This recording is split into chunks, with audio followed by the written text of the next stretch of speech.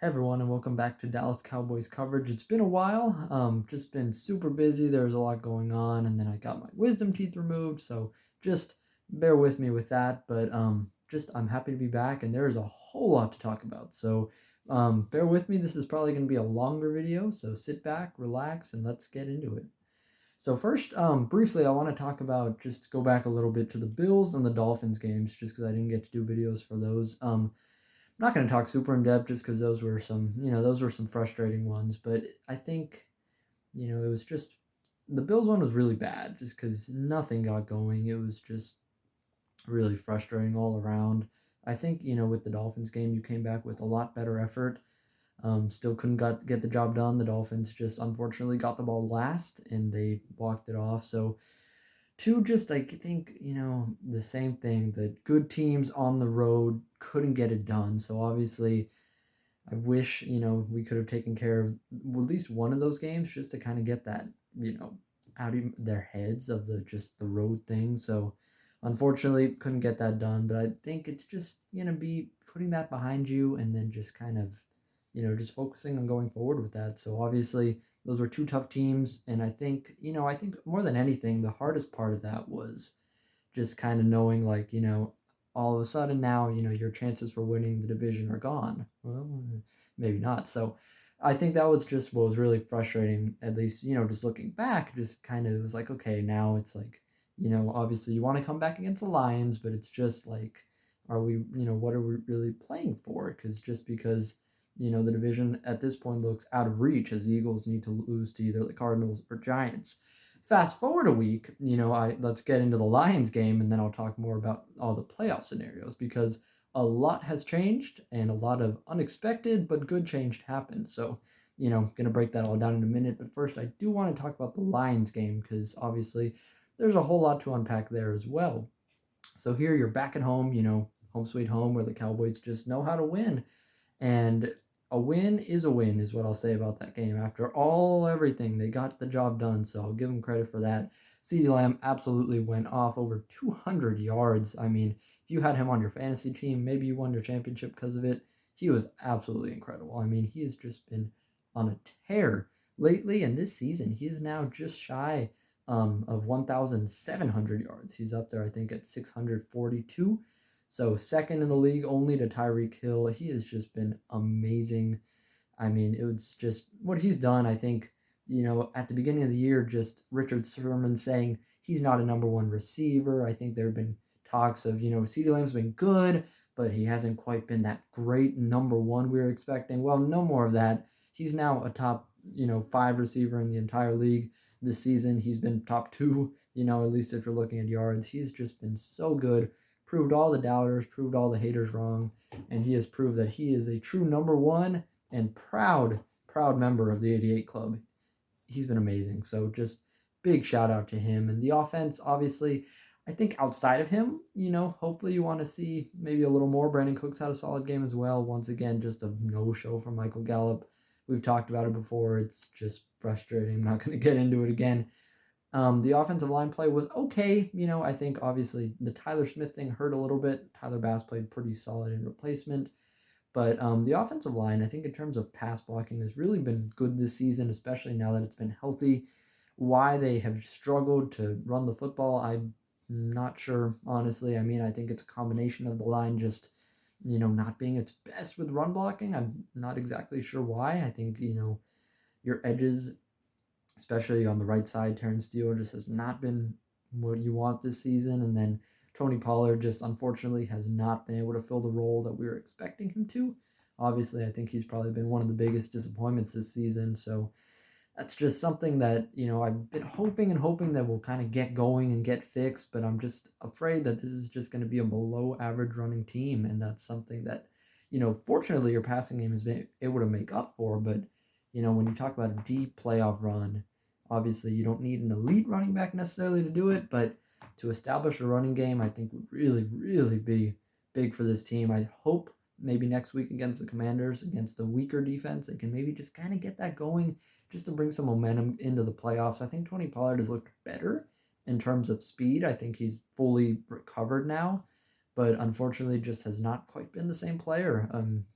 that we expected and that we saw just last season. So that's one, I think caveat to it. The run game is still not at all what we were hoping it would be, but, that is what it is. The defense, on the other hand, played a lot better against the Lions, of course, against compared to the Bills and the Dolphins. I think you just, the defense not forcing any turnovers in those games, I think was a big thing. This defense is very kind of go big or go home, and they rely on those, the turnovers, the stuff like that, just to kind of get going.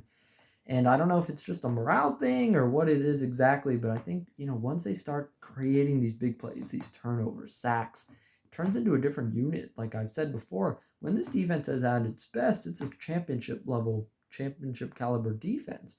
When it's not, it's struggling, especially to stop the run. Fortunately, I think they did a solid job. It wasn't perfect, but they really made a lot of big plays, and especially a lot of big plays when it counted against the Lions. So obviously, it was a back and forth game. It was just, I think there were times where you really hoped your offense could have just put it away, especially that late interception by Donovan Wilson. Again, the defense really stepped up when it counted. Unfortunately, the Lions, got that one last drive, and I think the defense probably played its worst in that last drive. They get downfield, and then we all know what happened with the 2-point conversion. So I'm going to talk about that briefly just to, maybe make you guys feel better about it, maybe make Lions fans shut up a little bit. It was weird. First of all, I will say the refs, they messed up a little bit there. I think Taylor Decker went up to the ref, looked like he was reporting. Obviously, I don't know, 68 reported, 70 didn't, whatever they said. It was very confusing for sure. Obviously, not the Cowboys' fault. I'm not going to stress over a call that went our way. But one thing I will mention is, especially in terms of just the logistics of the play itself, is kind of what John Perry was talking about, and then my understanding at least. I'm not an expert on this, but I will say, at least based on what I saw. So just to set the scene, there were 6 offensive linemen. It's, just this jumbo package. And then, of course, they wanted their left tackle to be able to go out, catch the touchdown, which, he did, of course, the 2-point conversion. So I think, this is, if you're wondering exactly what was wrong, it was illegal touching because they said he didn't report as eligible, which, whether or not he did or not, that's probably up for debate. It seems like he did. Ref didn't hear him, maybe. I'm not sure what happened there. But regardless of the illegal touching factor, the main thing I wanted to focus on was the fact that this is, I think, still an illegal formation and, also possibly illegal man downfield. Again, this is based on what John Perry was talking about. But again, based on that, and my understanding is you had the extra offensive lineman on the right side, and I believe that lineman was reported as eligible. I'm not sure. But on the left side, you're in a normal formation. The left tackle is just in his normal spot against an edge rusher. He's not being covered by an eligible player. So in that, I believe that that is an illegal formation. So not positive on that, but I believe that that would be a flag anyway, just because of where he was lined up. On the right side, where you have another guy, and now he's probably covered about by where a linebacker is, that is a legal formation. He can run a route if he wants to. However, the left tackle just being against an edge rusher, that's just, I don't think that's fair for how the defense is lined up, as he's not covered by typically an eligible defender, if that makes any sense. So obviously, it's all kind of convoluted and weird, but my understanding is that regardless of the touching, whether or not he caught it, it is an illegal formation for how they were lined up, and then an illegal man downfield for him not being properly lined up in the first place. So whether or not he catches the ball, I think that's also a penalty. So it was really weird, but regardless of him making the catch or maybe one of the other linemen, I think it was an illegal formation either way. So I think, obviously there's a lot to complain about. Fair, I understand. I'd be frustrated if I was on the other side. But if you really break down the play as a whole, the left tackle going out and catching this pass while being in his normal position, I don't think that's legal. I think that's an illegal formation to begin with, since he's not, again, covered by a defender, other than someone on the defensive line. So it's all weird, but as far as I understand, it's a penalty either way, 1 of 3. So, I think you can just kind of, let that go. If you're a Lions fan, I know they won't, but I think that's just, it was weird. It was probably a mistake at some point, but the grand scheme of things, I don't think it really mattered. And the end result is the Cowboys got the win. A win that I think at the time didn't even mean as much as it does now. And I'll get into that in a second. So obviously, all that goes, then Parsons jumps off sides, and then they get a third chance. Finally, the pass comes up short. It's over. Cowboys win the game. So, as convoluted and crazy as all that was, all it translates to in my book is a win. So, obviously, frustrating for Lions fans. I get it, but hey, win's a win. Sorry. What are you going to do about it? So, the Cowboys, I think, just come out with a lot of good momentum just from that game. Regardless of the weird ending, you got that win. You kept your home winning streak alive. You beat a good team. I think it's just kind of a morale thing. And I think that's, what a lot of us were thinking. Just kind of some positive energy as we approach playoff time. Probably still going to end up with the 5th seed, but, nice to get a win. Well, let's fast forward now to Sunday. The Eagles get upset by the Arizona Cardinals. I believe it was 38-35. Absolutely wild game. The Eagles were up 21-6 at halftime. They absolutely blow it to the Cardinals. And now all of a sudden the Cowboys, after all this, after losing against the Bills, losing against the Dolphins, narrowly escaping the Lions, now you are in prime position to win the NFC East. Don't ask me how we got here, but it's crazy, but we're here. So now, obviously, the Eagles have been slipping as of late too. It's not, they lost some games that we didn't really expect them to, but this one takes the cake. They've been making fun of us all year for losing to the Cardinals. Now they lose to the Cardinals in the biggest spot, and now the Cowboys tied with the Eagles, both 11-5, but the Cowboys now hold the tiebreaker. I'll briefly explain that because it's just about as convoluted as the Lions 2-point conversion issue, but let's get into it. So first of all, you're tied. Obviously, 11-5. If we both win next week, we'll both be 12-5. That's a key thing because the Cowboys do need to win now against the Commanders in order to clinch the division. If we win, it's it. That's it. We win it. If we lose and they win it. I think if we both lose, we still win it as well. But bottom line, just go out on the road, I know, but beat the Commanders. They've won 4 games all year. Go in there, secure the NFC East. So the way it all breaks down is it goes through quite a bit of tiebreakers. So number 1 is, of course, record. Number 2 is head-to-head. We each have 1 win. Number 3 goes the division. We both have the same record against our division. Neither of us have lost to anyone, so undefeated. After that, I think it goes to... I feel like I'm missing something, but I'm pretty sure. So next would be common opponent. Actually, no. So, sorry. Hold up. Is it? I think so. So common opponent and then conference play, I believe. Sorry about that. But so anyway, conference play I think was similar, but now you lose to the Cardinals. That evens out the whole common opponent thing since we lost to them as well. So that's now even, and then now it goes to conference record. So sorry, after all that, the 5th tiebreaker, conference record. So those 2 Bills and Dolphins losses obviously were not great, but they were against the AFC. So now, since the Eagles lost to the Seahawks and the Cardinals, and there's another team, I'm not sure, I'm blanking, the 49ers, that's now 3 losses against the NFC, where the Cowboys, I believe, only have 2. So with that, obviously kind of crazy, but with the 5th tiebreaker, that is how you have the advantage over the Eagles. So now all you have to do is stay the same record as them or better, and you win the NFC East. After all this, it looked like it was over. It looked like you're not going to get to host a playoff game. Well, now all of that turns around, and now you are in prime position to host not 1, but 2 home playoff games.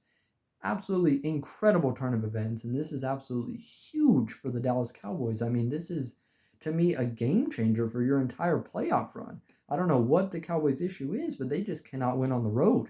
And now for you to have to win 3 road games to get to the Super Bowl, it wasn't looking good. I'll be honest, just based on this team's play on the road, it just was not shaping up for you. Now it completely flips. Instead of the 5th seed, you'll be the number 2 seed. First round, you'll play the 7th seed. Second round, you'll play the second highest remaining seed, or by highest, I mean worst remaining seed. So just all of this completely changes from you starting, instead of probably going to Tampa at first and then going to San Francisco for the divisional round, now you get to host 2 home playoff games where you will be favored and home sweet home where you have won, I think, like 17 in a row. Absolutely just groundbreaking here. I mean, I just can't get over this because I think this just changes so much and makes a playoff run not only more just realistic, but just even favorable, I'd argue, for this team. I think for the first time in years, I think there's no excuse. You're going to get, of course, if you win against the Commanders, I don't want to take that for granted because we lost there last season. Go out, just get that done. But assuming the Cowboys do win that game, you secure the 2 seed, the Eagles drop to the 5th seed, and then depending on how the rest works out, the most likely option is that the Packers will get the 7th seed and you'll play them wild card weekend here at AT&T Stadium. So I know Packers, that maybe brings back some bad memories, but however, the bad man Aaron Rodgers is away in New York. This is Jordan Love. This is a different Packers team who is going to end up with most likely the 7th seed if it goes, of course, that route. It could still, other things can happen, and we can talk about other possibilities, but the most likely option is you play the Packers. Obviously, again, it's the Packers, I know, but you should very easily, or at least, I don't want to say easily, but you should get this win. You're going to be heavily favored at home. This is a much, much better matchup than, obviously, having to be on the road for 3 straight games, So this is just huge in my mind, just to be able to come home. I think there were some people that were kind of okay with getting the 5th seed, just the fact that you get to play the winner of the NFC South, which is understandable. That's probably going to be the Buccaneers, who are not the worst team, but again, that's probably winnable. But I think the big thing is not so much your week 1 or wild card weekend, should I say, matchup. Either whether it's the Packers or the Bucs, I think that's pretty even. But for some reason, this team at home is a completely different animal than this team on the road.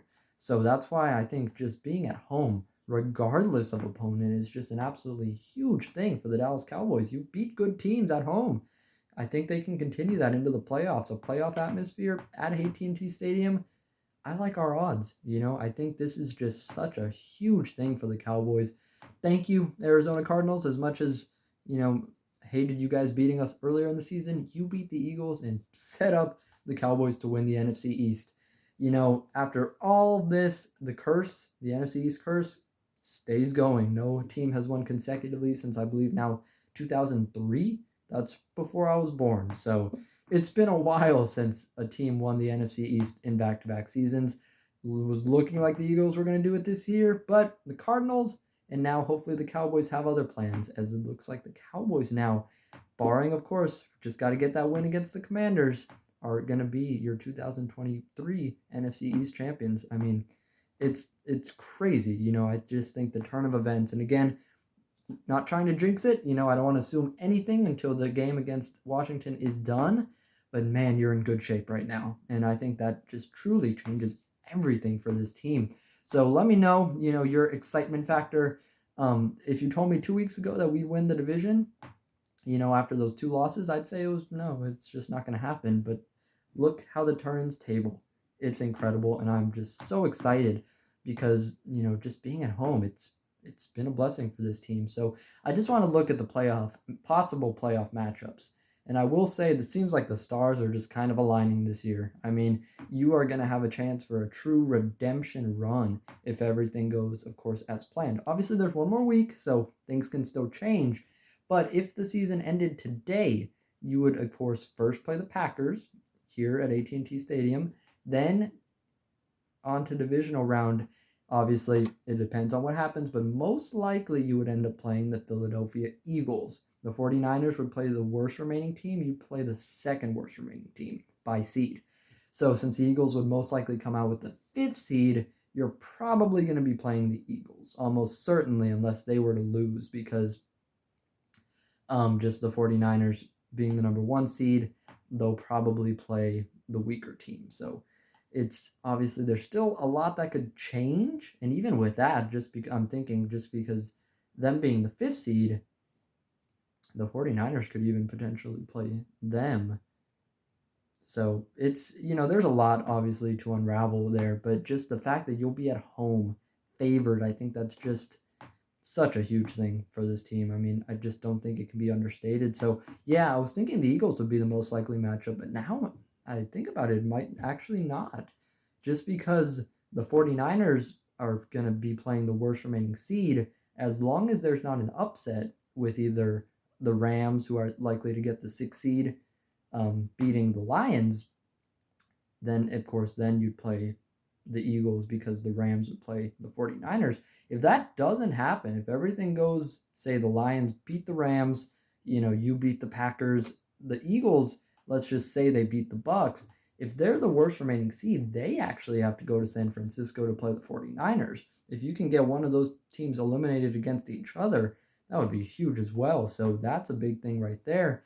And then, of course, say if they were to get upset by the Buccaneers, it'd be sort of the same kind of situation. Then the 49ers would probably play the Bucks, and then you play the Lions in that case, a team, again, who you have beat. So it's just obviously a lot can happen. These matchups can still change, but just looking forward a little bit, if you do get this number 2 seed, you're going to have a so much more favorable schedule. I know I'm just kind of working it out in my head there, but it's really just such a huge thing for this team, because instead of first playing the Bucks and then most likely going and play the 49ers, instead, no, 2 teams come to you, and that's most likely going to be the Packers, and then, some combination of the Eagles or Lions or, something like that. But once again, just 2 teams you beat before, and of course, if it's not one of them, even possibly a lower seed. So craziness. Obviously, there are so many options that can still happen. There's still one more week to go. Again, let's focus on the Commanders at this point, because in the words of Mike McCarthy and in the words of me, the playoffs start right now, because this is a must-win game to get that division. But then once you secure that division spot, then you worry about the teams coming to you. You're at home. You're going to be favored. There's no excuses. I feel like this team at home, they can get the job done. So obviously, going to try to move on. Talked about that for a while, but it's just so crazy how this has flipped. And now, instead of this 5th seed having to be road warriors throughout the whole playoffs, now you would potentially only have to play one road game, the NFC Championship. Presumably, I think we'd probably expect against the San Francisco 49ers. That could be the ultimate revenge game in Santa Clara if it works out that way. So, obviously, a lot can happen. A lot's going to change between now and then. But for now, just get that win against Washington and then come home sweet home for the first 2 rounds of the playoffs. That'd be incredible and the ideal outcome. So, for all that, we'll see. I will pause playoff talk just for a minute to talk about some other things going on. The Cowboys brought in a load of visits to check out, some player workouts for the practice squad. And there are some familiar names. I talked about stars aligning, bringing back some old flames, and that is La'el Collins and Damien Wilson, if you remember them. I think you probably do. So La'el Collins obviously was released a couple off seasons ago, signed by the Bengals, played okay with them, but did tear his ACL, MCL. I think it was a pretty bad injury at the end of last season. So he has not been healthy since then. The Bengals went ahead and released him since he wasn't going to really be able to play for most of the year. He's visited with various teams, but I think wasn't just quite healthy yet. But now comes to the Cowboys, and it looks like he is being signed to the practice squad. There were some kind of conflicting reports coming out today, but I think it just wasn't really all ironed out. He posted himself on his Instagram saying how happy he is to be home. So I think we can pretty much say that La'el Collins will be on this team's practice squad. Now news today, Damien Wilson will be joining as well. So 2 former Cowboys, I'm not sure how big of an impact they're going to make. Obviously, they're both 30 years old now. They're not quite what they were in their prime. But I think Damien Wilson is a really good addition to the linebacking core, who is obviously very thin right now, just a good possible practice squad call-up for the playoffs. And then La'el Collins as well, just because of the Tyler Smith injury. I think he will be back.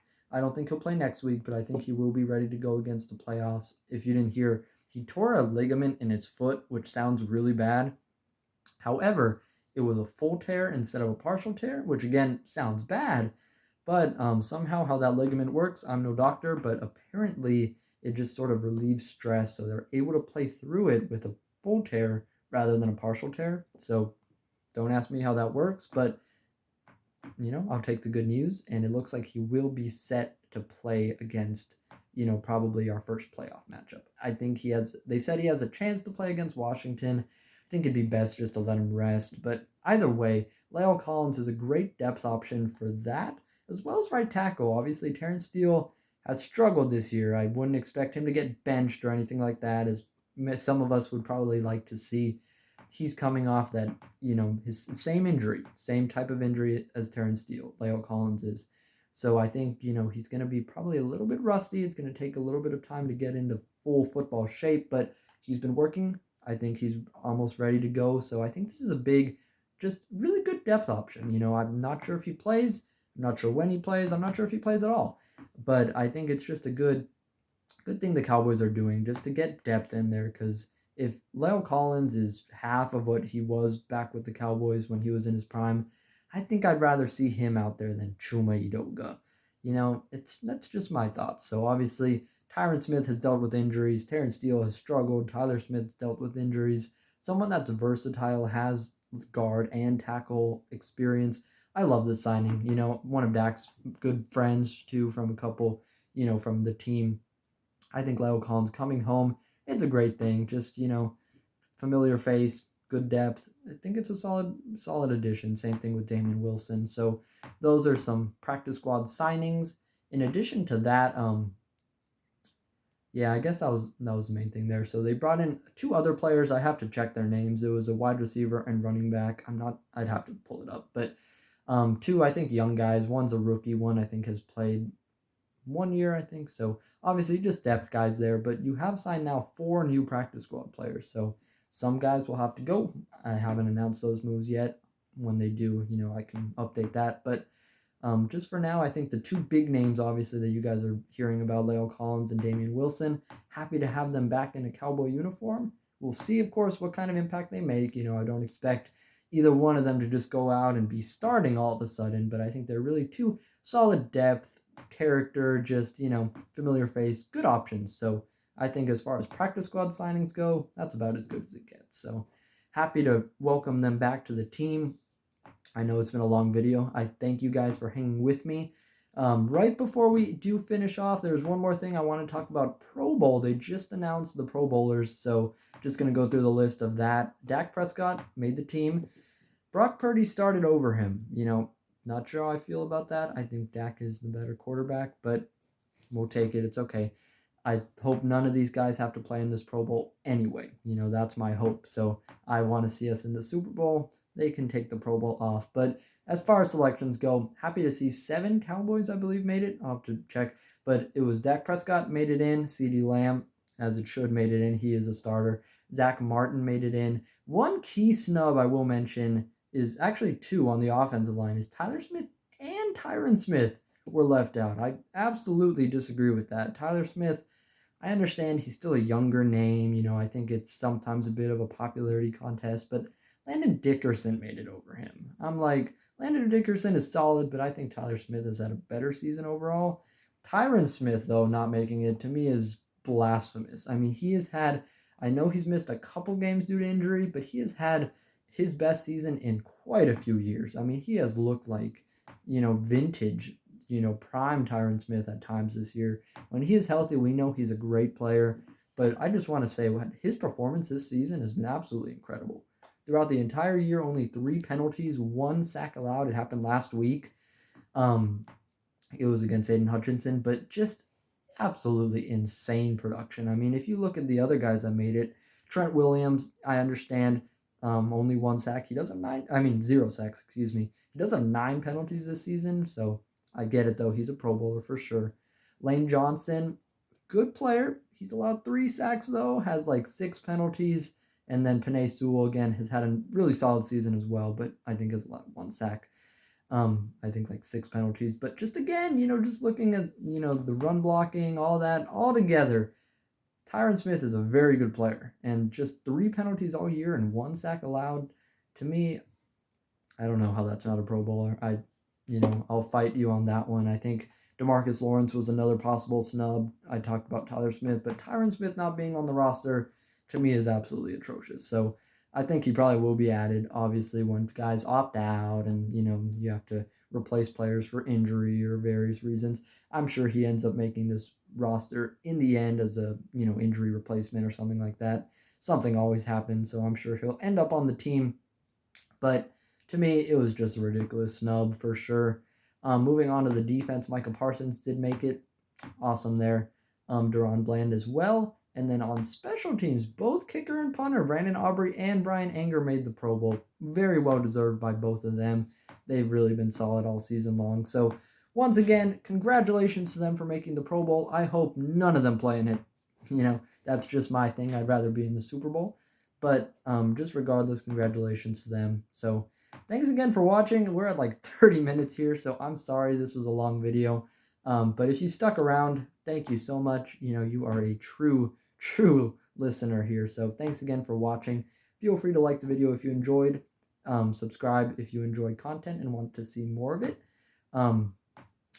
So thanks again for watching. Predict the score for me against the Cowboys-Commanders game. I'm going to go ahead and say 31-10, just because I don't want it to be close. I don't want anything like that. I just want us to go win that game, win the NFC East, and then we can get into playoff time. So obviously, thanks again for watching. I will see you guys next time, hopefully once the Cowboys are NFC East champs.